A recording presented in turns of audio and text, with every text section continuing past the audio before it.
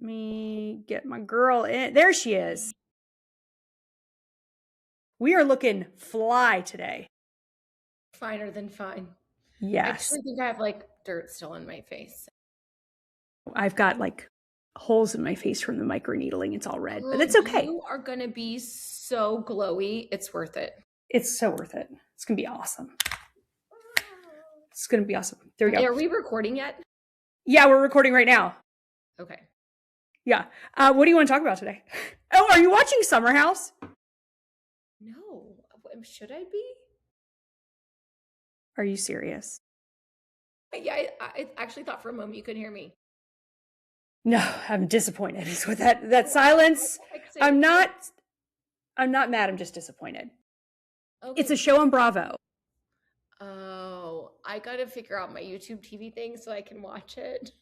Girl, there is so much drama going on. That's all my algorithm is serving me right now. And I can't get on Instagram or else I just Deep dive. So I'm like, stick to the plan, Harris. And I get real firm with myself because it is incredible. Okay, no, I haven't, but I have been listening to this podcast called Love Trapped. What's that? It's Owens versus Eckerd. It's the Bachelor. I think his name's Eric Owens. He was historically the very worst Bachelor season that ever existed. And I wasn't a big Bachelor girl. I was in college. The first season came out while I was in college, and I actually wrote a paper on it for the Ryder Cup Pop Culture. But how studious. A subsequent season, whatever. Anyway, he's like the worst one ever. But he was a recent realtor, met a woman in Scottsdale that said she was an investor and wanted to buy property, and he had not closed a deal. So he's like, working the deal. Well, they hooked up, and then she 11 days later said she was pregnant, and she faked all these ultrasounds. She told him, like, as long as you say you'll date me, I'll have an abortion, like all these crazy, insane things, and then started stalking him.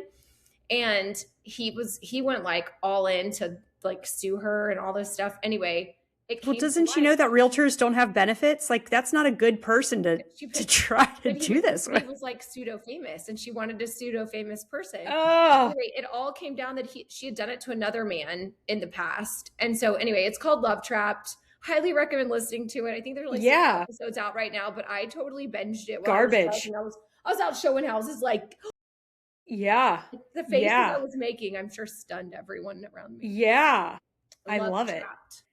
I love it because sometimes we do need like this. Oh, okay. All right, and Randy sent it to you. That's her sister, so that's a solid review. Yep, she was like, "Do not miss this." So I dig it, and I find that in my life there's enough drama with work that I like to watch somebody else's drama that doesn't affect me as like a solid outlet.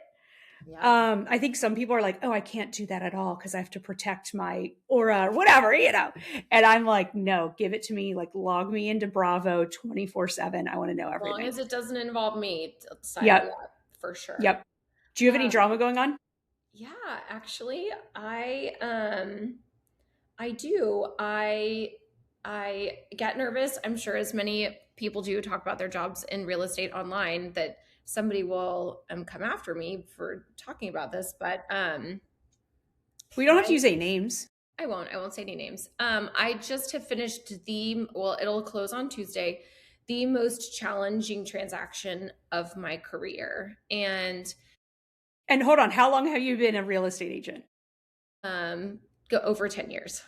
Okay, so that's a big claim to say. It's a huge claim. Go ahead. And it is accurate.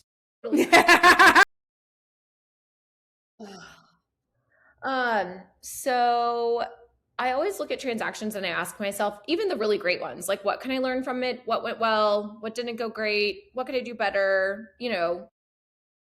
Because this job that we're in, we're only as good as the last transaction that we had, right? Like realistically, like you could have in real estate. I love all these older real estate agents who've been around forever. They're like, well, 20 years ago. And I'm like, but what happened last week? Like, I appreciate that you might've been the best producer in the whole wide world in 1989, but I was 8. Yeah. Anyway, so I always look at each transaction, and I've sat down and looked at this one very, very closely. Luckily, as the universe is always operating in my favor, was with you for a portion of the difficult of this. I might remind you, we were with one another down in Mexico for our dear friends here, Reed's bachelorette party. And I composed an offer for clients and sent it over to them to sign. They did not sign it. They did not sign. They viewed it. It was easy to see that it was viewed. I remember this well because I was Yes. like, wait, what? This is really happening in real life? Yeah. So I sent it to them at like 8:30 in the evening. At 12:37 a.m., so that middle of the night, I get an email from the client that says that they're really disappointed. We had originally written one offer that was asking for a significant amount of concessions, and that didn't work. So we came together for the second one, wrote the second one, sitting in their email. She contacts me in the night and says, this, like, just so disappointed, blah, blah, blah.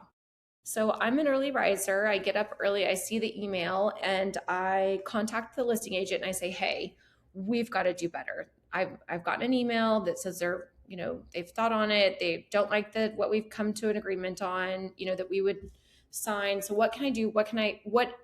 Like, do me one better in any form or fashion you can. Because this is what we do in real estate as agents. Yeah, let me have a win. We want to win. And so he came back and actually took $2,000 additional dollars off of the line. So I called my client. I say, I got your email in the night. Great. I'm so excited to tell you, I got you a little bit better of a deal, saving you $2,000 additional dollars.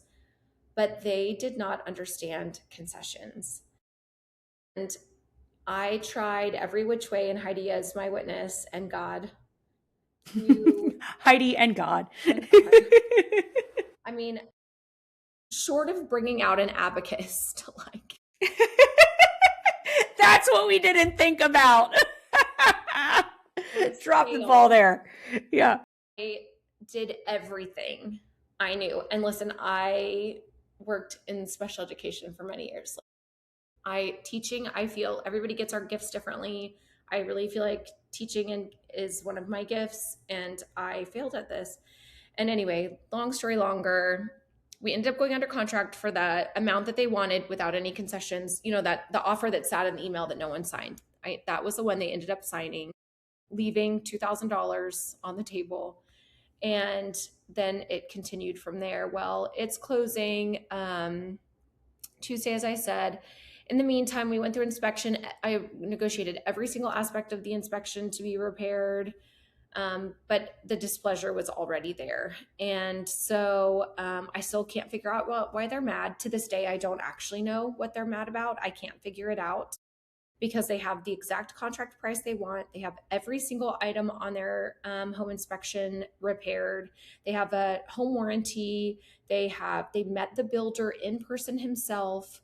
The builder came, I guess my clients could be mad because they wanted him to come on a Saturday, but he keeps corporate hours. So it was a Friday. But they got to meet the builder himself. They have his personal cell phone number, the owner of the company, but they are still mad. And so they contacted my broker.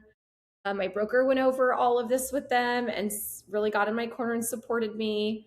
And then which is huge. It was huge, really big. And then they told her, pretty much that she's nuts too, like that we're both liars and all of this stuff. And they're going to the state. So, but she was also like, oh, now I see that you let people of this caliber into your brokerage. Like they were just like, yeah. I mean, you guys, she obviously thinks that I should be Satan's realtor. Like if anybody needs one, it's him and I'm the girl. It's really just hard. Wild because there's nothing that you can point at and be like, I did this wrong. No. And how are you? I sent them flowers. And what did I say? Don't do that. You said, don't do that.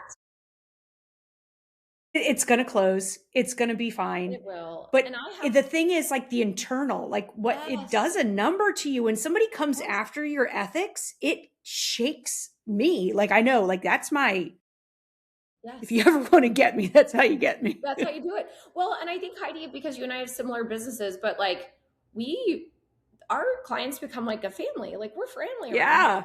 Like once you all work together, you get a pie, you get a t-shirt, you get invited to Yep. events. We stay in touch. We check in on you, like and so I don't know. I'm like, I don't know what to do with my hands. Like I have cried. Yeah. It has been a lot.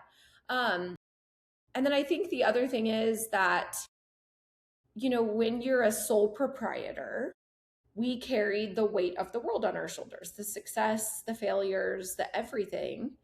And we are the sole, engine to these little machines that run.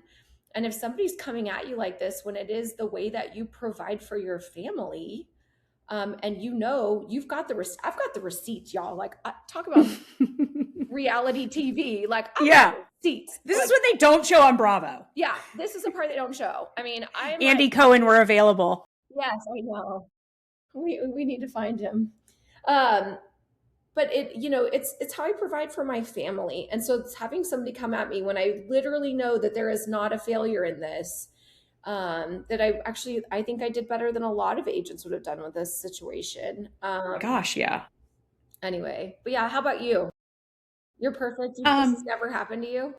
yeah, this happens to me once a quarter. So Molly's like, I can't believe this is happening. And I'm like, girl, put me in, coach. Like, this is where I thrive. Because to me, like I said earlier, like if somebody's coming after my ethics and my work, I, I don't know how to handle it. And so through thousands of dollars of therapy, I'm here to tell you what I've learned. So, and by therapy, it's real therapy, and then also Molly and Marco Polo. So it's a combination. You did check? No, just kidding. It's a combination. But what I've realized is that's my insecurities. Like that's a me problem. When somebody fires at me because I'm the first one to be like, absolutely, I am sorry. Is the customer always right? Yeah, yes. So what I am kind and I am polite and I lay out the rules and I say, for that reason, this help to educate them. Some people are just completely shut down at that point. But what I know about me is I know that when I communicate clearly. And when somebody doesn't hear me, it drives me bananas because communication's one of my talents. Yeah. And and to come after me about communicating, I'm like, are you serious? Me? Like I actually do well here. So that's hard for me, but that's my insecurity. So what I always have to do is I have to do like a scan of my body. Like, what did I do wrong? Who did I disappoint? What can I do differently? What did I do right? Because my integrity is so important to me. I work so hard on my integrity, like a painful amount where I end up swallowing a lot of things because I'm like, oh, I did Swords. this. Yeah. Oh, okay, fine. I'll apologize about this.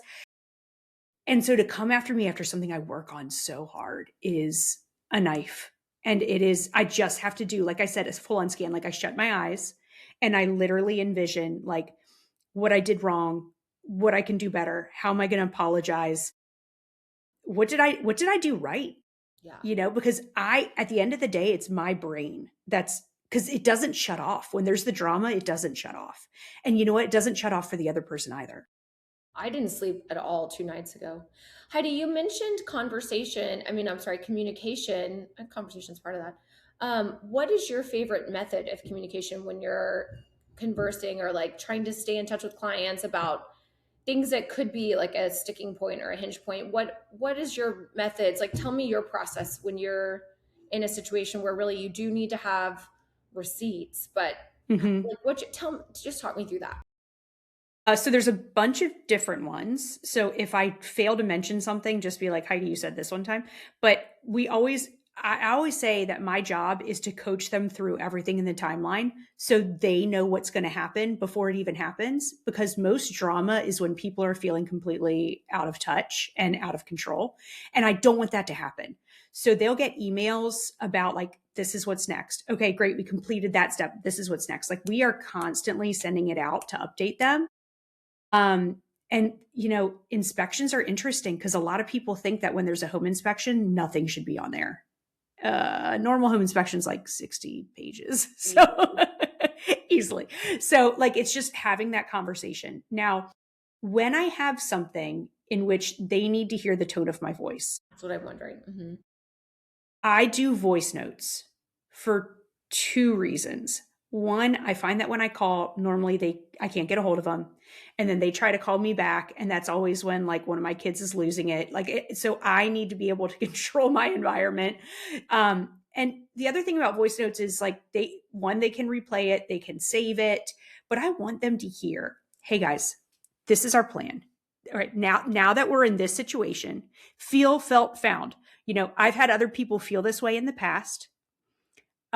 When they felt this way, this is what they do. And what we found is X, right? Feel, felt, found. So I do that very often in voice text, sometimes in a text message, but I feel like text messages, you lose that personal touch, right? So our text messages are more for updates, but voice notes are big. And when we have somebody go under contract, I want them to hear just how pumped I am for them. And that's something that because I feel like everything only happens during dinner time, right? So it's something I can just like step outside and do real quick. And then it's fun to get the response back.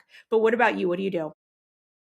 So I'm with you that I'm worried that a lot gets lost in translation with text messaging. Um, and then I make myself make phone calls, but I'll like, especially in these drama filled ones. Um, but I will always follow up with an email or a text like, hey, just to summarize quick what we just went over on the phone, or, I'll do a lot of that. I Yeah. also, like you, rely on heading them off at the pass. Like everybody gets a progress kind of what's coming up next and where we Yeah. are. Like you get that, and I have templates that I like.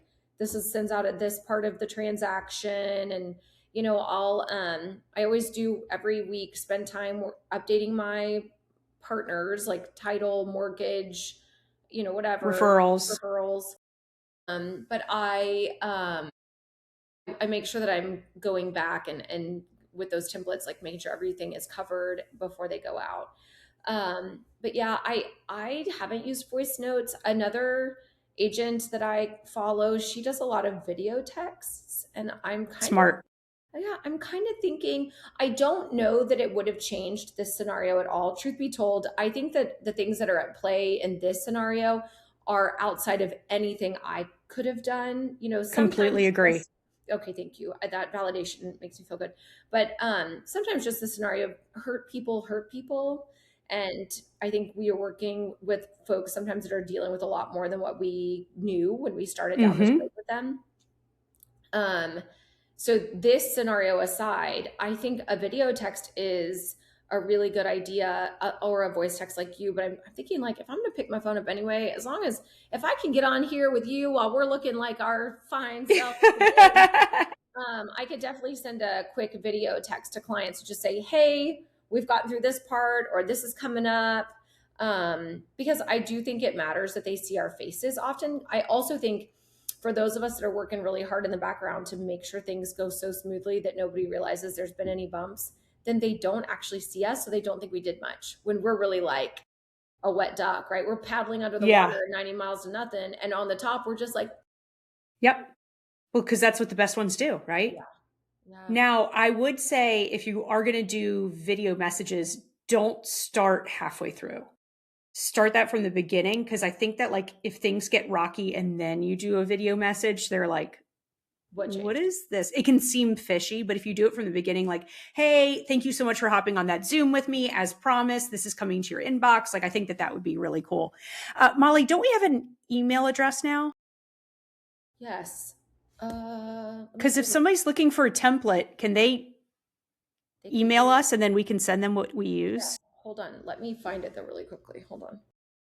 I might have to post it in the show notes because I think I got a new cell phone since I did this. So I don't know that I'm gonna be able to sign in to see it right here. Congrats. Can I Congrats. can I put it in the show notes? Will that work? Yeah, do that. Because I can't remember exactly what it is. We did this and then we forgot to tell them that we did this. Yeah. Yeah, it's not But letting me yeah, sign and then on. let us know, and we'll get you guys the templates. I mean, we don't Yeah, have anything to hide. I think it's BTWN, the two of us with a two, but please don't quote that because I need to just double check it at Gmail. Yeah. Okay. We'll figure it Um, out. Yes, but also you can message us on Instagram, and that I think I can see right here. Instagram is. No, I can't see that either. Darn We have it. an Instagram account. Yeah, This we have. podcast has an Instagram account. Yes. I don't really. Yes. We are getting very, oops, we're getting very famous here. Let's see. Oh, sorry. There's my algorithm. I'm learning all about West and Amanda. Uh, Between the. No, it's like between, BTT. Look. W. And oh, I'm gonna have to look it up because I don't know. I don't want to mess it up. okay. But I'll post all of this in the show notes, and Yeah, then yeah, do that. And then I'll be able to push that through on Spotify for sure, YouTube for sure. I don't know about Apple, okay. Well, but we I can figure can that out. comment on Apple because I think you can do it on. You can comment on Apple too. Comment, like, and share. Okay. Love it. But yeah, we Love it. love the templates are really helpful. And I'm happy to share any of them. They just sort of keep things rolling when we know, like I tell my clients all the time, the reason we sit down and lay out a plan is because real estate is um so very emotional and nobody realizes it till they're in the middle of it. And if you have a plan, then when the emotions hit you, you just go back to figure out where you were in your plan and follow those steps that you laid out before you ever got emotions involved. Bingo. And so I think the templates just follow along that same pattern. So the moment when you feel like the world is in free fall, you just head back over to where we were supposed to be and what we were supposed to be doing and do that. Yeah.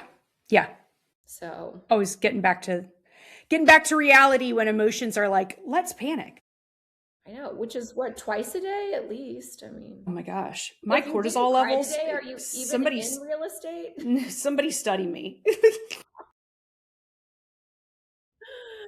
Um, Oh my gosh. okay, now let's talk quickly about, because we have a few more minutes and I Yeah. love that we have time to catch up and I haven't seen you in a while. So, I know. okay. I know. And we were supposed to do this podcast in Mexico. We didn't make time Well, because I was because dealing with this transaction we've been you were, talking I was just going to say, this is why. and we were dressed like grannies. Go I online and look at know. those pictures. Yeah. Okay, so as you know, but I don't know if everybody else did, the very first transaction I ever closed, I took all of that money and I signed up for 1 year of coaching, real estate coaching. And I think it was the best money I spent in the business because I knew about real estate. I knew how a transaction worked. I did not know about how to grow and run a business. And Mm-hmm. real estate is a business if you're doing this correctly. And so, anyway, I was a diehard coaching member for many years. Die hard. I mean, diehard. Yes.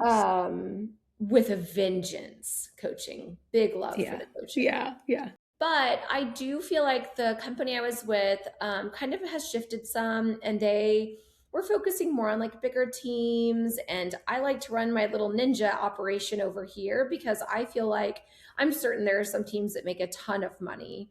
But I like my little operation. It keeps me afloat, and I'm proud of running very lean and keeping my clients pleased and passing those savings and things on where I can. So anyway, all that to say, I did stop coaching, what, probably a year ago, you think?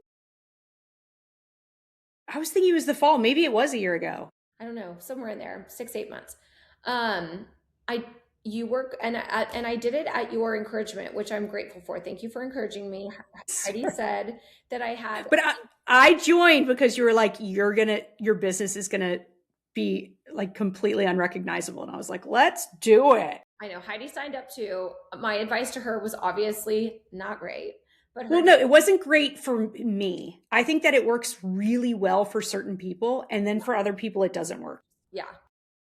Well, you came and tried it my way for a while, and now I'm trying it your way for a while. And although I have enjoyed it, not having a coach for a while, I miss the community.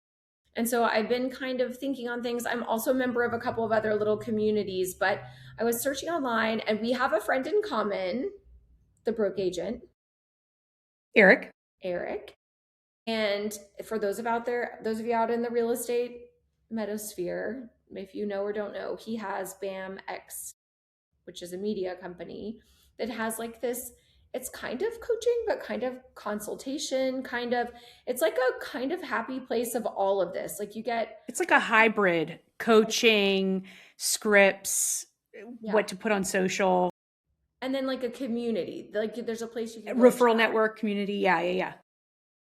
I I reached out to you earlier this morning because I'm really thinking about joining. I've kind of been kicking it around for a while. And why don't you tell me the things that you said? You said you have done it all and Okay, so sure. So I'll just play it. No, I'm just kidding. So okay, so because it was on Marco Polo, um, I have done coaching with that big company.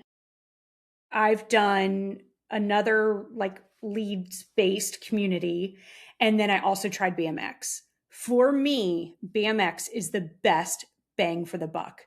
Do we have a code? We don't. Eric, send your girls a code. We have 38 people that listen to this, okay? 38 people. 38 that listen to this. So code me up, bro. So I think that when it comes to content, what's currently happening, like even the free emails that you can get where it's like, are you bored at an open house? Like these are things that you can do. The pure talent that is stacked on BMX for the dollar is unbelievable. And you can do it whenever you want, right? Like with me for the coaching, it was like, oh, sorry, every Wednesday at 8, I've got this. Like this, you can just get to whenever you want. And if you miss a week, you miss a week. You know, maybe you double up the next week. But I think for me, it's the best bang for the buck if you're in real estate. I think I'm going to give it a try and I'll come back and give a review. We'd love a code. We Um, love a code. but I think so too. I hate to even say this out loud, but they were on my radar and then they kind of slipped out of my radar for a variety of reasons. Not anything they did. It was just my algorithm kind of shifted. And but I obviously really respect Sharon Srivastava. I think he's a absolute genius. Genius. Yes, genius, and kind, and he Mm-hmm. truly does want the best for the agents who are committed to this business, and as you said, all the other talent that's stacked there. And I listen frequently, and this was the algorithm that changed, but I listen frequently through their YouTube BMX media stuff. I do listen a lot, and I decided then I feel like it's going to be something. I don't know. I think that when you're not with, for me personally, when I'm not with a group of people that are keeping up with like the next thing, like the AI or the, the whatever it was a few years back, SEO and all of that stuff. If you're not learning from those people who want to learn, then you're not wanting to, like, it stops. Yeah. Your growth kind of Yep. stops. And I don't like feeling that way. I like being in the know of all the up and coming things, but I also don't feel like I need it, as you said, that every Tuesday at 10 a.m. when I'm like, man, it's hard. You have to schedule your whole life around that. And I think the freedom that comes with something like BMX and the knowledge will be invaluable. So I'm going to sign up. Good. Let us know how it goes. That we'll have to make sure that we talk about that on the next one. But something I want to say is with coaching for me is I just felt like nobody was on the same level. Not saying I was above somebody, below somebody. It was just we were not vibing as far as production goes. And like, okay, if you're here, this is how you get there. That's what I was missing. That's what I'm saying with BMX. It's a little bit of like everything, something for everyone, but from the best in the industry. Yeah. And you can do it whenever you want. So as It's long not as just you're one. accountable. Yeah. It's not just with one person. And I don't really have trouble with accountability because, truth be told, I'm blessed to have you. Like, you and I hold each other really accountable. We talk about this stuff all the time. Like, Yeah, you've been asking me to make a drywood termite tint video for 3 years at least, and I finally did it today. we did it, guys. Accountability that's That's finally what bullying will do. for all the tips from here on out. Tips. You Yeah, want yeah, us yeah. to hold you accountable? You got 3 years to get things done. All right, all right. Yeah, yeah, yeah. After that, you're out. All right. Well, Molly, we just hit the 30-minute mark. Anything that you want to wrap up with before we let these folks go on with their day? Only to say, you guys, Q2, we're here. Let's get it. I know this has been a tough real estate season for a lot of people, but this is where the greats are made. This is where the money is really built, and let's keep at it. Keep your nose to the grindstone, and let's make Q2 great. And I'm also saying this to myself. So Yeah. Well, and also historically, July is the closing time for people that sell their house for the most, which means that we need to get set up for May and June so that we can have listings on the market so that our people are their happiest. And we got to do all that right now to get ready for May and June. Woo! All right, guys. Thanks for listening in. Hopefully you're not watching in because we look like garbage, respectfully. But we will see you guys next time. love Molly in Houston and Heidi in Raleigh. Mwah!